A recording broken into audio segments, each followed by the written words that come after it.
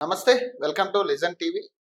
తెలంగాణ ప్రస్తుత రాజకీయ పరిస్థితులు, అలాగే హైడ్రాకి సంబంధించి విధ్వంసం సృష్టిస్తున్న ఏదైతే అధికారులు ఉన్నారో వీటికి సంబంధించి, అలాగే ఏదైతే 8 మంది ఎమ్మెల్యేలు బీఆర్ఎస్ పార్టీ నుంచి జంప్ అయ్యారో, ఈ అంశాలు ప్రధానంగా మాట్లాడే ప్రయత్నం చేద్దాం. ప్రస్తుతం మనతో పాటు రాజకీయ విశ్లేషకులు ప్రకాష్ గారు మనతో ఉన్నారు. ఆయనతో మాట్లాడే ప్రయత్నం. నమస్తే సార్. నమస్తే అండి. సార్, ప్రధానంగా ఇప్పుడున్న టాపిక్ ఏంటంటే 8 మంది ఎమ్మెల్యేలు ఎవరైతే జంప్ అయ్యారో అనర్హత వేటు పడబోతుందని ఒక అంశం అయితే బయటకు రావాలి.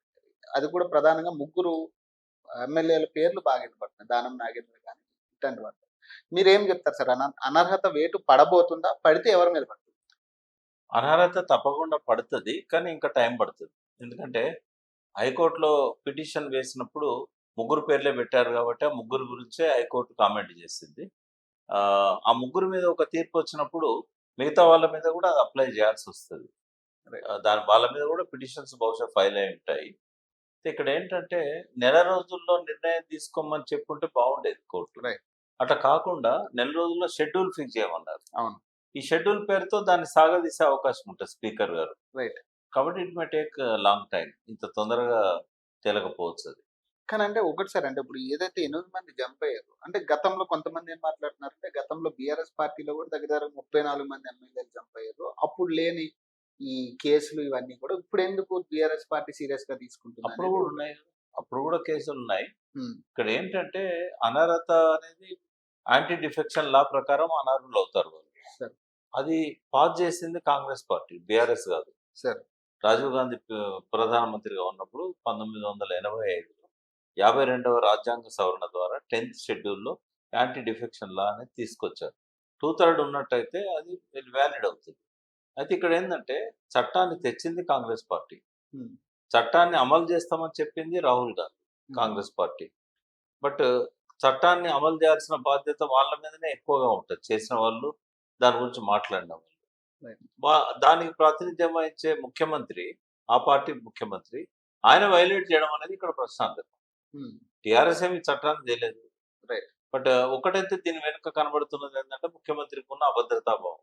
ఉమ్, కేసీఆర్ గారు మొదటిసారి ముఖ్యమంత్రి కాగానే పార్టీ ఫిరాయింపులను ప్రోత్సహించాలి ఆయన. Right. ఓటుకు నోటు కేసు ఎప్పుడైతే రేవంత్ రెడ్డి గారు ప్రయత్నం చేశారో అప్పుడు ఇంటెలిజెన్స్ వాళ్ళు ఏమన్నారంటే ఒక్క ఎమ్మెల్సీ వరకు ఆగలేదు ఇది.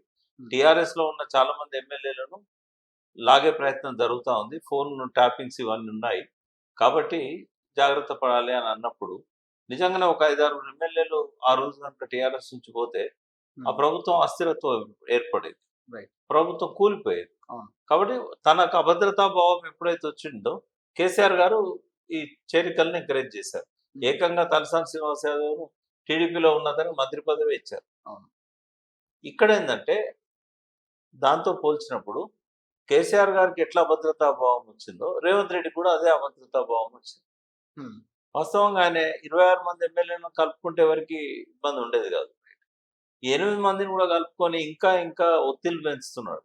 ఉమ్, దీనికి కారణం ఏంటంటే ఎక్కువ కాలం ఆయన సీట్లో ఉండలేడు అనేది స్పష్టమవుతున్నది. రైట్. అంటే ఇప్పుడు ఏదైతే 6 నెలల ముఖ్యమంత్రి అని మొదట్లోనే కేసీఆర్ గారు ఏదైతే వ్యాఖ్యానించారో, ఈ 6 నెలల ముఖ్యమంత్రి అనేది ట్యాగ్ లైన్ అట్లానే ఉండిపోద్ది అది అంటారు. కేసీఆర్ వ్యాఖ్యానించలేదు. ఆయన ఆయన అన్నది కడియం శ్రేయర్ గారు అన్నారు. ఆయనే అందులో పోయాడు. అందులో అయితే 6 నెలల ముఖ్యమంత్రి అయినా, ఏడాది ముఖ్యమంత్రి అయినా అది నిర్ణయించాల్సింది కాంగ్రెస్ లో ఉన్న నాయకులే.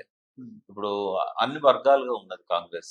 Right. వీళ్ళు ఎవరు ఎప్పుడు వెన్నుపోటు పొడుస్తారో తెలియదు, ఎప్పుడు కొంతమందిని తీసుకొని కుప్పటి పెడతారో తెలియదు. కాబట్టి ఆయన జాగ్రత్తలు ఆయన ఉండటానికి ఎమ్మెల్యేలు తన దిక్కు తెచ్చుకుంటున్నాడు.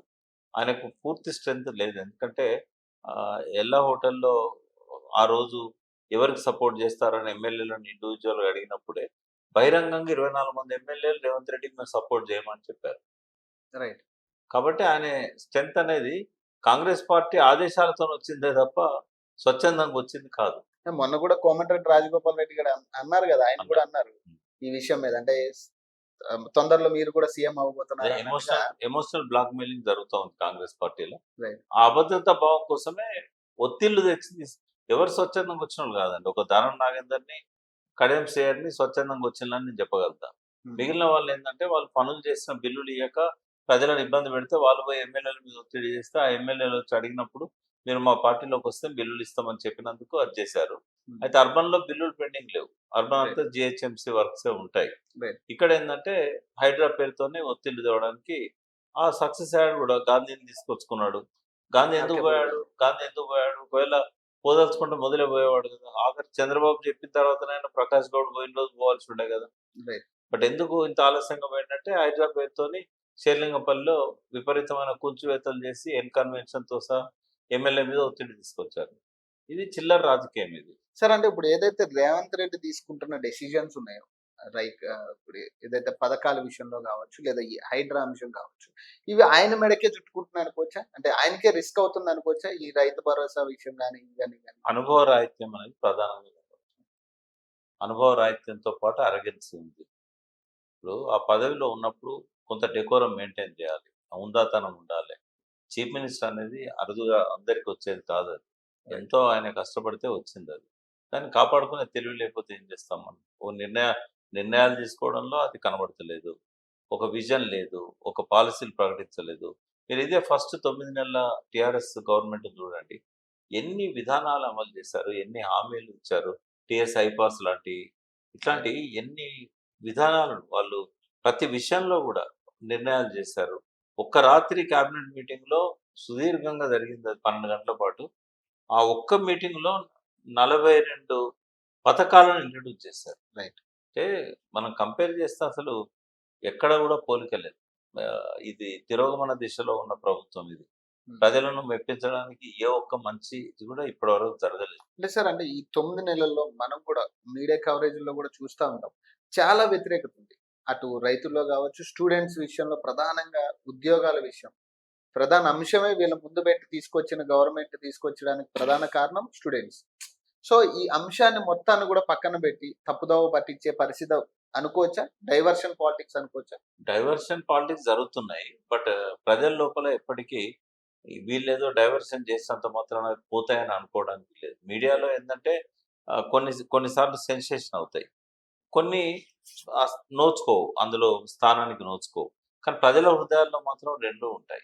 రైట్. ఒక్కసారి అది ఫ్లాష్ అయిన తర్వాత వాళ్ళంత ఈజీగా మర్చిపోరు. అట్లా మర్చిపోతే కేసీఆర్ మూడోసారి ముఖ్యమంత్రి అయ్యేవాడు. రైట్. కాబట్టి కనీసం 9 సంవత్సరాలు భరించారు కేసీఆర్. రేవంత్ రెడ్డిని 9 నెలలు కూడా భరించే పరిస్థితి కనబడతలేదు పబ్లిక్. ఇప్పటికైనా ఆయనకు వచ్చిన అవకాశాన్ని ఉపయోగించుకొని ఆయన మారాలి. ఆయన మాట్లాడే పద్ధతి మారాలి. ఆ సీటుకు గౌరవం తెచ్చే విధంగా ఆయన ఉండాలి. ఆయనే తన మనస్తత్వాన్ని మార్చుకోకపోతే మాత్రం ఎక్కువ కాలం ఆ సీట్‌లో కొనసాగాలి. సరే అంటే అర్కేపూడి గాంధీ గారి విషయంలో గూడా ఆయన నిన్న గూడా మాట్లాడుతున్నారు. నేను పార్టీ మారలేదు. అదొక దేవుడి కండువా కప్పిర్రు నాకు. అది పార్టీ మారలేదు. ఒక ప్రసాదం ఏదో ఇస్తా అంటే నేను ఆ రోజు కండువా కప్పుకున్నా అని ఏదో ఆయన వ్యాఖ్యలు చేసిర్రు. మరంటే ఈరోజు పీఏసీ చైర్మన్‌కి సంబంధించి ప్రతిపక్ష నాయకులకి ఇవ్వాల్సిన ఒక పదవిని ఈరోజు సొంత పార్టీ నాయకుడికే కట్టబెట్టిర్రనేది ఎంతవరకు కరెక్ట్? ఇది అంటే కరెక్టేనా? టెక్నికల్‌గా గాంధీ గారు టీఆర్ఎస్, హ్మ్. బీఆర్ఎస్. అవును. ఆ! రెండోది ఆయన విచక్షణకు వదిలేద్దాం. అంటే ముఖ్యమంత్రి దగ్గర పోయి గుడి కండువా కప్పుకోవాల్సిన అవసరం ఏంది? హ్మ్. గుడి కండువా అనేది గుళ్ళో కప్పుతారు. పూజారులు కప్పుతారు. హ్మ్. సరే ఏ కండువా కప్పుకున్నా గూడా పీఏసీ చైర్మన్ తీసుకునే ముందు, నామినేషన్ ఏసే ముందు మీ ఆ పార్టీ అధ్యక్షునికి చెప్పారా? మీరు నిజంగానే బీఆర్ఎస్‌లో ఉంటే కేసీఆర్ గారికి చెప్పాలి గదా! రైట్. అది ఎవరు నిర్ణయం తీసుకోవాలి? ప్రతిపక్ష నాయకుడు నిర్ణయం తీసుకోవాలి. అవును. ఎవరికివ్వాలి పీఏసీ చైర్మన్. ఆ సంప్రదింపులు జరిగాయా? జరగలేదు. కన్సల్ట్ చేయలేదు. పోనీ ఈయనన్నా చెప్పాలి. ఇట్లా అడుగుతున్నారు మరి నేను తీసుకోనా అని. ఇవన్నీ ఏది లేదు కదా! కాబట్టి అనుమానాస్పదంగా ఉన్నాయి ఆయన మాటలు. బహుశా ఈ కూల్చివేతల వల్ల భయపడిపోయి ఎందుకంటే తనకు సంబంధించిన బిల్డర్సు, తనకు సంబంధించిన ప్రజలు అందరికి నోటీసులొచ్చాయి గదా! వాళ్ళ రక్షణ కోసం తన పార్టీలోకి పోయాడని నేను అర్థం చేసుకుంటున్నా.